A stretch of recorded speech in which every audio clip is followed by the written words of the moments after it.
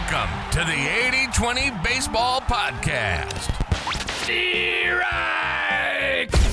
The 80-20 Coaching Masterclass, our weekly get-together where coaches go from new to good and good to great. Mastering the fundamentals and the art of coaching.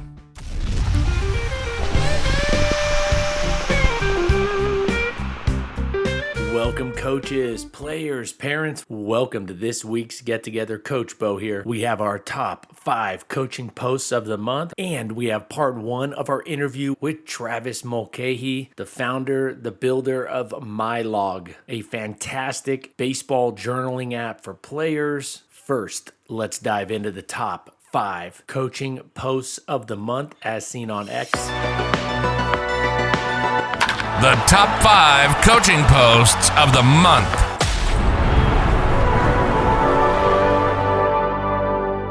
The first one here is actually a little more centered or directed toward parents. Coaches and parents are always working together, and at the youth level, they're often one in the same. So the first one, this was posted on May 29th by Coach West at Coach W. West. The biggest problem with youth sports isn't the kids. It's the adults who forgot it's for the kids. Bam. It may be a good idea to post this in front of the bleachers, up on the fence, up on the chain link fence, in front of the bleachers, the parents' sitting area at the local fields. I'll read Coach West's message again here. The biggest problem with youth sports isn't the kids, it's the adults who forgot it's for the kids. Coaches, this would be a great message to share with parents at the beginning of the season. You may want to change it a little to say it's us adults who forgot it's for the kids. So it's more of a we thing than pointing fingers at all the parents around you. Post of the month number 2 by John Goldman. John Goldman at John Goldman. This was put out May 28th. Coaching Little League was one of the single best experiences of my life. Baseball transcends generations. It connects fathers and sons to history. Coaching allows you to have an impact on a child's development in a real way. Truly one of the best things I've ever done. Now that was a reply to Tim Carney at TP Carney's post from May 27th on X, where Tim said, "Somehow it snuck up on me. I think I just spent my last evening in a dugout. My youngest son has aged out of Little League, from T-ball to Babe Ruth. Probably 300 games in the first base coaching box or the bullpen or the dugout, mostly as an assistant coach. I'll miss it."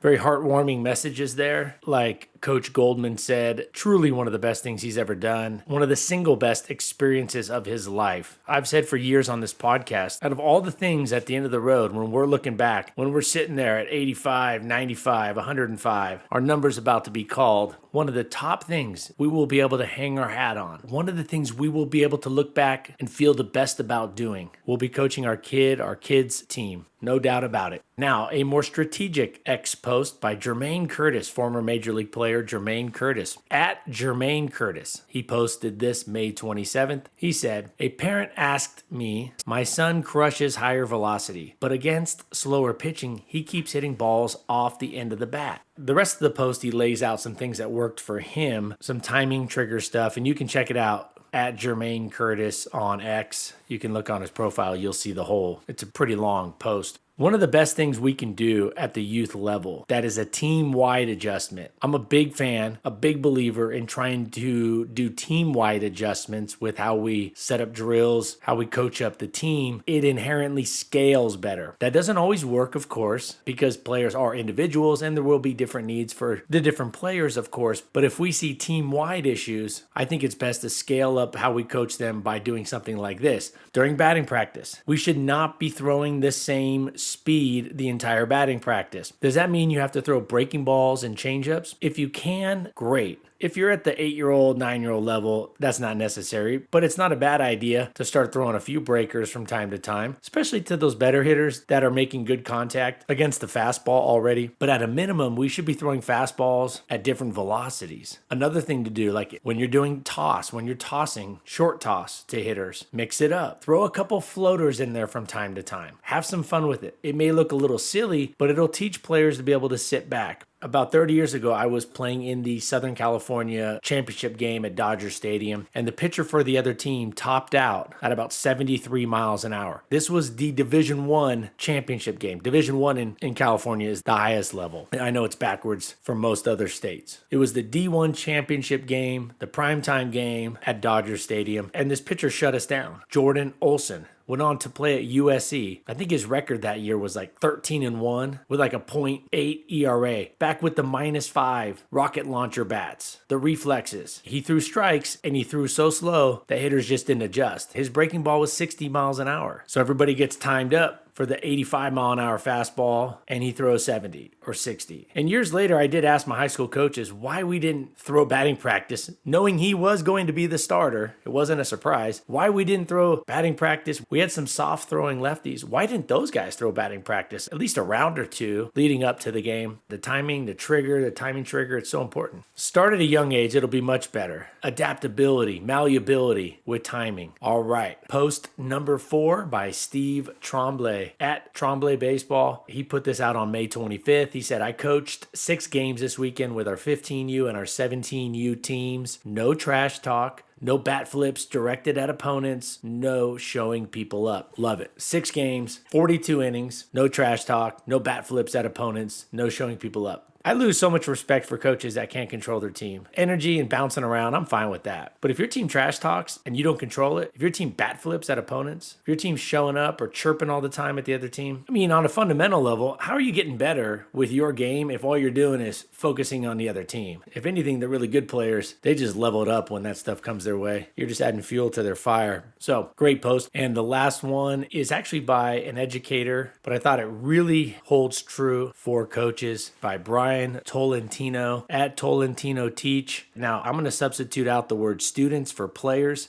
The desire to be liked by your players will hinder everything you do as a coach. Your team management will suffer. Your ability to challenge players will be limited. Being authoritative without being an authoritarian should be the goal. That first sentence, the desire to be liked by our players will hinder everything we do. That is huge. The desire to be liked, to have our players think we're cool, our own kids think we're cool, that'll hinder your success as a parent. So I thought that was really good and something that is always there because we want to be liked. We're all wired to be liked or accepted. But if that's our main goal, if that's our goal or part of our process, we're going to struggle. That should be a result. The kids should like having played for us. They should respect us. They should be grateful looking back for all the things we did for them as a coach. But if we're coming in going, hey, I want them to like this. I want them to like me. I want them to like me. Ooh, I've seen that a lot. And it doesn't work very well. At the end of the day, we always need to do what's best long-term for our players, not necessarily what they like best. All right, now we are going to dive into part 1 of our interview with Coach Travis Mulcahy. Travis built an app that is really good. It's an awesome, easy to use journaling app for players. I know he's trying to expand it out to coaches and connecting a lot of pieces there. And you're going to hear straight from Travis about the app. We're going to go into part 1 of the interview today, and I'll bring you part 2 next week. Not only do we talk about the app, we also talk about the benefits of our players journaling, how to do it. He talks about the 5 most important things that players should log or journal after every game or practice. He talks about how this process, this app, journaling, helped his kid get a lot more out of the private instruction, which we all know can cost a lot of money. So we cover a lot of things as we talk about his app, Mylog. All right, let's dive in.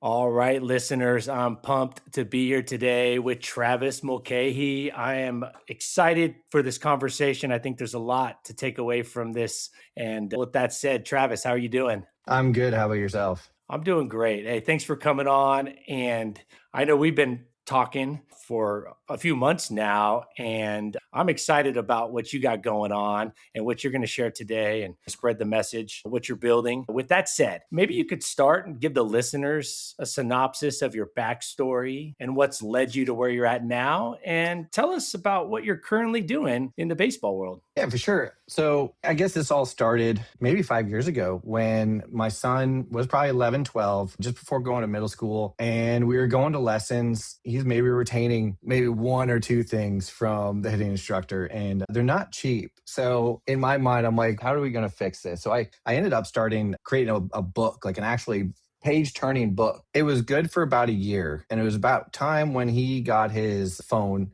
and he stopped using the book. The book ended up in the bottom of his bag. And I was like, how can we do something? A few years later, trying to figure it out, he's using the Notes app. And I'm like, how are you tracking everything? You're just like random notes here and there. And for work, I was creating like a power app for students. And I was like, I bet you I can make a basic app for my son. Didn't think anything of it. It was going to be mostly for my son, maybe my buddy, a couple buddies here and there. And this Mylog journaling app kind of just exploded. It's kind of bad to say, but I think being furloughed from the government, that gave me a lot of time to expedite the app over those few months. But it turned into kind of a beast of being able to journal, see patterns from the user, developing their own analytics, their own feedback to themselves. But at the same time, being able to look back and read like, hey, what did I do last game? What did my hitting instructor say at the last lesson before I go into a game? And now they can just review it and go back instead of trying to remember everything they said. That's the big part. My son, he uses it now religiously. I don't even have to say anything to him. He gets in the car after a game. Those awkward conversations on that long drive home, they don't exist anymore because he is now taking the responsibility, logging his own stuff. We'll talk about some stuff, but now he's holding himself accountable. I think that's good in the end because parents there to help, but those long ride home, like I was a parent who I would get angry, but now there's no point because he's kind of getting frustrated with himself and now he knows what to work on after a game because he goes back and reads his logs. Your background, day job background, and tying it with your son and your passion for baseball and that connection is pretty impressive. If we look around the world, that seems like how great things are created. It's kind of two past experiences or two areas of expertise converging. I will say this to the listeners. Many of the great players at all levels journal. Many of the great coaches, baseball coaches or coaches across all domains or even outside of sports, they highly recommend journaling. With that said, what inspired you to create Mylog, your app Mylog, and how has it evolved from your experience as a baseball dad? The inspiration was obviously I was putting a lot of money into hitting instruction, catcher instruction, and my son was not remembering everything he was hearing. Also, allowing my son to take ownership of his own development. And that's the big thing. If players don't want to develop on their own and they constantly need someone pushing them, nagging them, stuff like that, that's never a good sign. You want them to be able to develop on their own, work on their own, and just grow on their own with help here and there. But that's the big thing. That's why I created this app. There wasn't an app out there, really. I mean, I've seen some advertising for, hey, get on the promotion list or whatever, but there's not a specific like baseball, softball app for players. There's Game Changer, but Game Changers for live scoring and the stats for coaches. Mylog is for that kid between the games, between the practices, between the lessons to help them out, help them remember what they actually did. The whole app is revolved around basically 5 journal fields, what they learned, what coach said, what they have to do next, drills they've done, and how their performance was mentally, physically, emotionally. And those are big things. You're getting mad at a strikeout. You went 3 for 5 on the weekend and you're getting mad about one strikeout. But why? Why did you strike out? It was an off speed. Cool. All right. What about the next weekend? The past weekend? How'd you do then? I struck out twice. What kind of pitch did you finish off? Same pitch. Now we start seeing a trend. Now we start seeing a pattern. And that's all the things that they get to log. They may not remember every pitch in that at bat, but those kids darn sure remember that last pitch that they struck out or they hit or they topped a weak ground ball or whatever. They remember that pitch. And those produce patterns. Those patterns can help them identify what they need to work on. Maybe it's just how they load. Maybe it's how they step. There's so many different things. And that's what they can bring to their instructor, whether hitting, pitching, whatever. They can bring that and they can start, hey, this is your homework. These are your drills you're supposed to do. That's a big thing of why I wanted to do that was just the development aspect.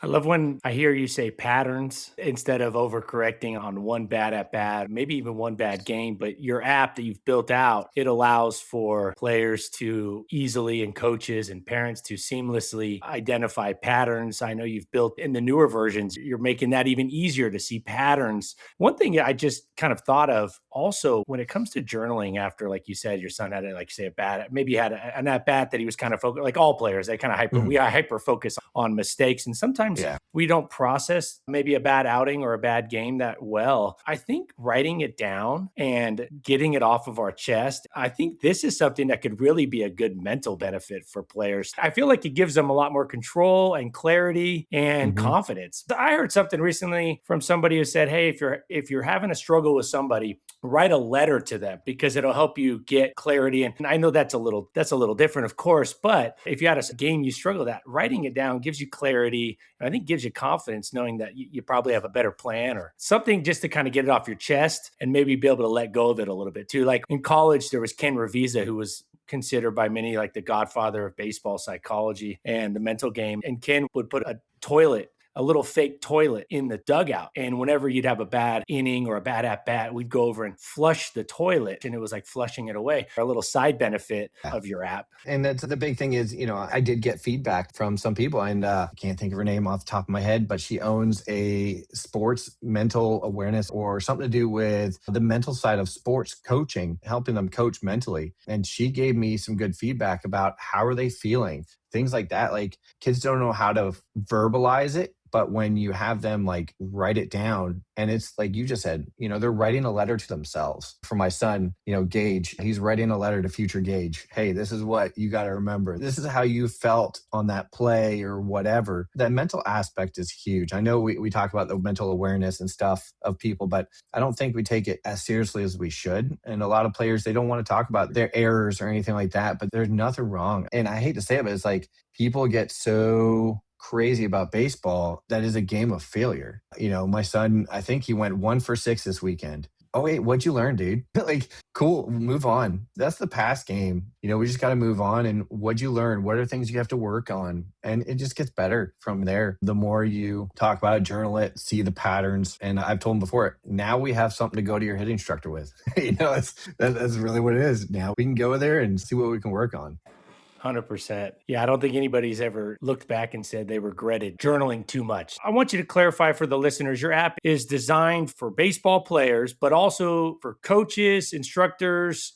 Yeah, so this one is the player version. And yeah, it's geared more towards the player, but with the coach and the hitting instructor and the player in mind. It's for everyone. Obviously, the coach is not going in there right now. That's for a future version that is being worked on. But right now, everything saves to the player's phone. Nothing gets uploaded to anywhere right now. But they have the ability to send out a lesson report or a lesson prep to their instructor that gives them, hey, since your last lesson, this is what's happened. Here's the key words that it's noticed with the insights. I just looked at my son's. It was like hands, head, and follow through. Those are the key words that it's picked up for, like, I don't know how many logs he's put, but it's like, hey, it's mentioned this so many times. And then you pair that with the spray chart that's on that lesson report. So now they can start seeing, it's like, oh, maybe the hands are getting in there. Maybe he's casting out, and that's why he's constantly going to shortstop, because he's getting around the ball instead of behind the ball. Those are, like I said, those are all patterns, not just for baseball, but for softball too. I've been trying to get a lot of softball players on there because it's obviously they have different pitches, but, for the most part, everything else is the same with the journaling, with the byproduct of the stats, but the stats give you the patterns. It can benefit both baseball and softball. I like how you're working on connecting it with those instructors, because parents pay a lot of money for hitting instructors, right? And pitching instructors and catching. And we pay a lot of money for those. And a lot of times it's worth the money. But if we could connect, what's in the player's mind during the games with those instructors, and also feedback from the players in the games. One of the things I offer is pitching analysis. I love to get game footage because I want to see what's going on in the game. And I can see how this journal, this is another layer to that, what's going on in the player's mind. So then the coach can connect. I probably did 2,000-3,000 pitching lessons. I wish I had something like this, because it would have been nice to be ready and prepped as an instructor to have this kind of summary, like even just a 1-page summary or half-page summary before the kid shows up as an instructor. How much more productivity you could have? So the beauty of, the app too, is you can attach videos to each of your at bats. your lessons, your practices. There's even workouts in there so you can track your workouts. That was a big thing with Gage's hitting instructor. It'd be great if we had a coaching version that I could shoot out a workout plan to my team. So that's where the coaching side started to come into play. Because right now, the way I've built it, you can create workout routines and stuff the players can. And this was more of a stepping stone to when I launched the coaching side. It's already there. So when the coach sends the workout routine, they click it, they open it up, and it automatically fills out their log, exercise on the log form. And then they just got to put the weights that they did. They save it and they can go and they can see their progress and on progress charts to see how they're increasing. And they can see the development. They can see the proof, even though it takes a little longer. Having the videos to go alongside the lessons. So now the instructor can see the videos, when they get in there, okay, I see what you did here. I see what you did there. That's why you put it here. That's why you put it there. Now they can start identifying it right off the bat. And like I said, right now it's geared towards hitting. Once I start working that piece, I'll add in the pitching and I'll add in the catching because all those stats are there in the background. We just got to hone them in and create those reports and those, I guess, the insights, the AI portion that it looks for things. Obviously, it's not straight AI because that would entail information coming off the phone,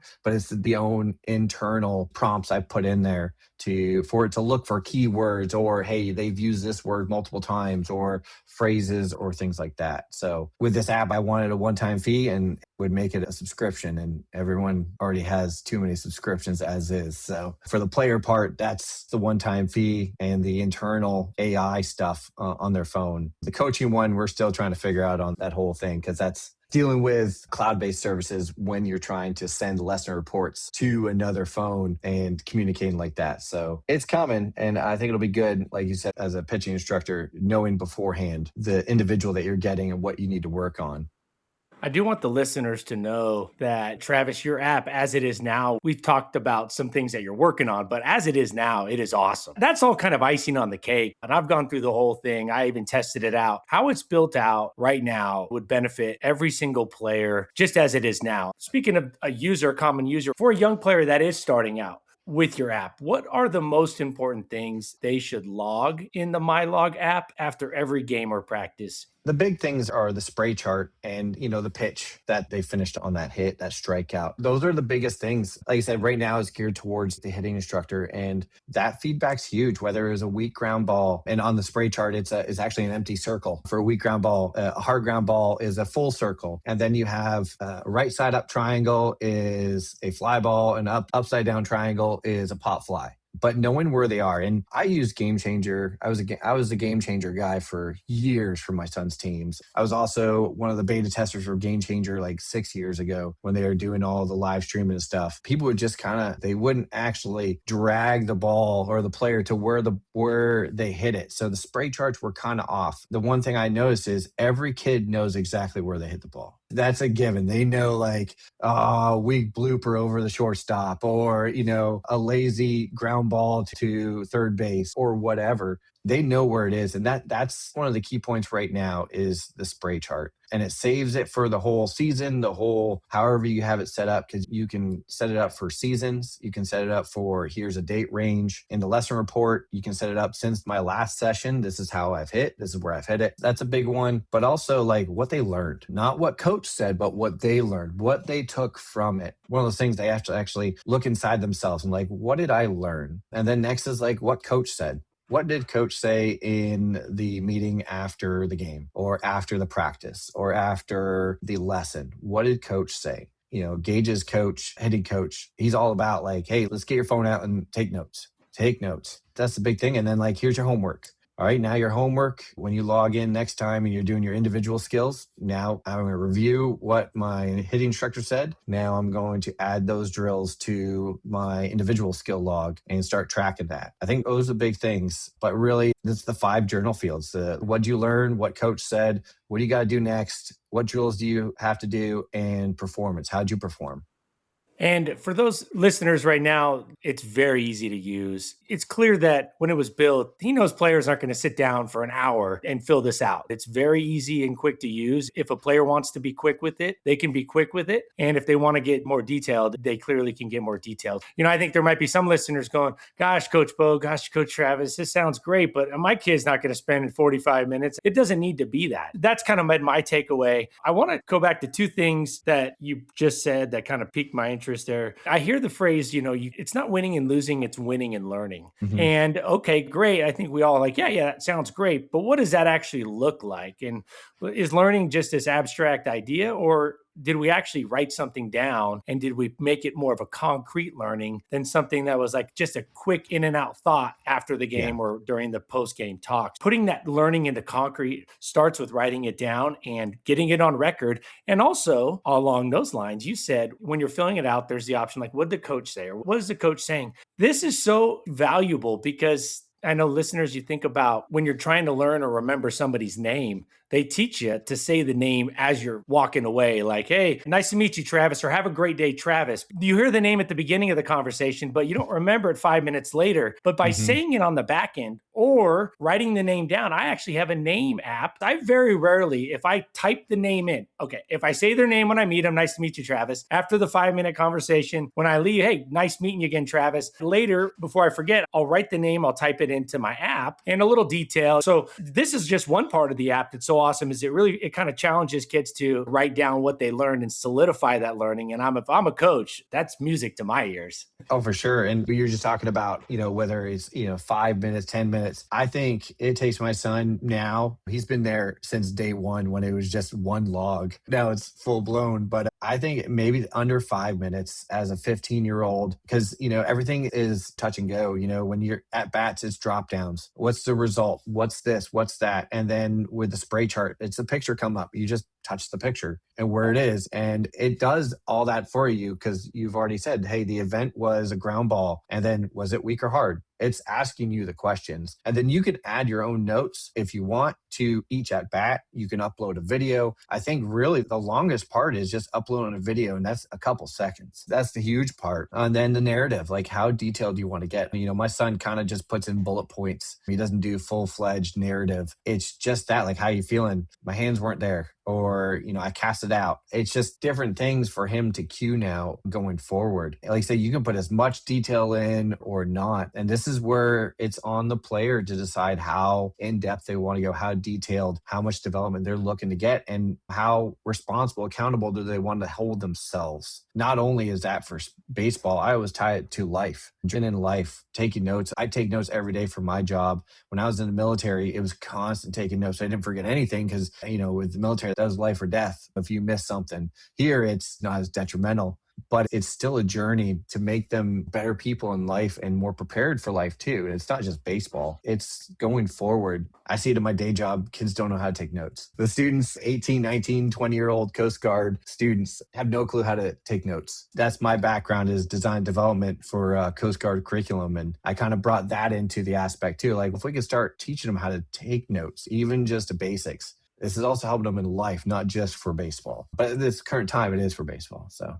Speaking of taking notes, the 80-20 principle is pretty apparent. You don't have like a 20-section prompt for them to fill out. It's like, what are the big needle movers? And that was something that I know we haven't talked about yet, but that was something that really stood out to me. It was like, I can see that Travis understands that. And whether you thought about it or not, the 80-20 principle per se, it was clear that you wanted to make sure that the big needle movers, the most important things were getting journaled. And it wasn't about how many things the kid could journal, but what are the key needle movers? And that's funny you say that about your military experience. And I'm looking at a book here by Jocko Willink. A lot of people know Jocko Willink. He's got a really well-known podcast, ex-Navy SEAL. He's written some great books. And somebody asked me not too long ago, Coach Bo, why do you bring up some of the military stuff with their tactics and strategies when we're talking about youth baseball? I said, you know why? I said, of course, we have to boil it down a little and we have to make sure it's applicable to the youth baseball world, which of course, much of it isn't. But when I see somebody who's doing something and their life is on the line or their team's life is on the line, it's life and death, they can't not get it right. When I hear you journal in your time in the military, it's like, oh, it makes perfect sense. The most important things are done by the people that have the most at stake. I feel like it's at a necessity. When I hear things like how to be a good leader and how to be a good coach from like Jocko Willink, he had to be great. He had to get it right. And I see it in the education world, in the public school world. It's like the opposite. Don't get me wrong. I love teachers and I think there's so many great teachers out there, but there's really not a lot of like, you got to get it right or wrong for the most part, right? There should be a lot more accountability and results oriented, things like that. But that's another topic. But those people in the military, it's like those leaders have to get it right. They are forced to do the best because it's life and death. So I think that's interesting that you brought it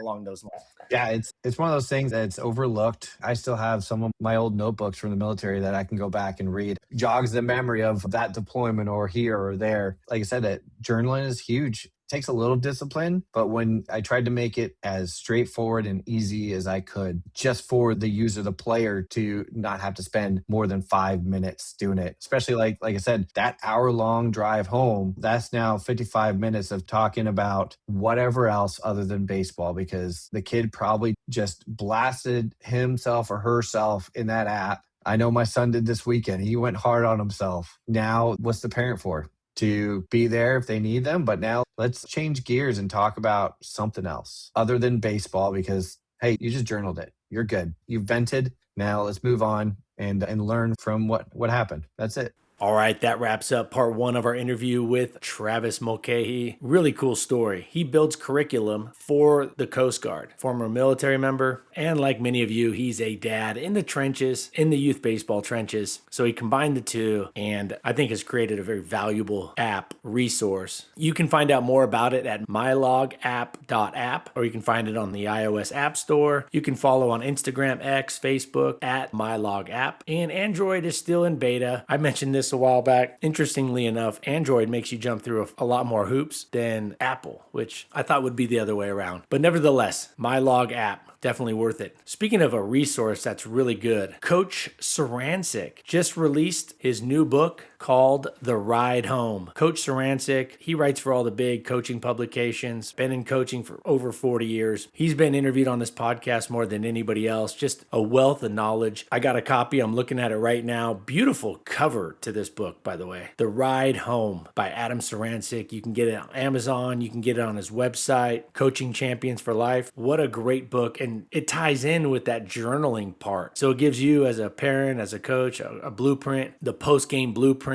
the ride home, which is a really important time. Tie that in with having the kids journal, and that's a win-win right there. So I highly recommend getting that book, The Ride Home by Coach Sarancic. And next week, we'll have part 2 of our interview with Travis Mulcahy, the founder and builder of Mylog. Also, I'm going to share 2 key tips for players when they are runners at third base. So I have 2 key tips for that. And speaking of interviews, in a couple weeks, I'll be sharing an interview I did with a college coach, a college recruiter, who shares out a great message, tips, and strategies for younger players, coming from somebody who's recruiting players and what he's looking for and what helps players stand out as they get older. Not only that, he also coaches in the summer a travel ball team, so he's connected with the youth level. It was a really good interview, and that'll be coming in a couple weeks. Just some really good stuff here in the foreseeable future. So we'll keep the tips coming, the strategies coming, along with these wonderful interviews, a wealth of knowledge and information coming your way here on the 80/20 Baseball Podcast. And until next week, let's take care of our health so we can be at our best for our families, our close friends, and we can be at our best when we go out there to the field. Let's take what we learned here today. Let's go put it into play. Y'all take care. Until next week, adios.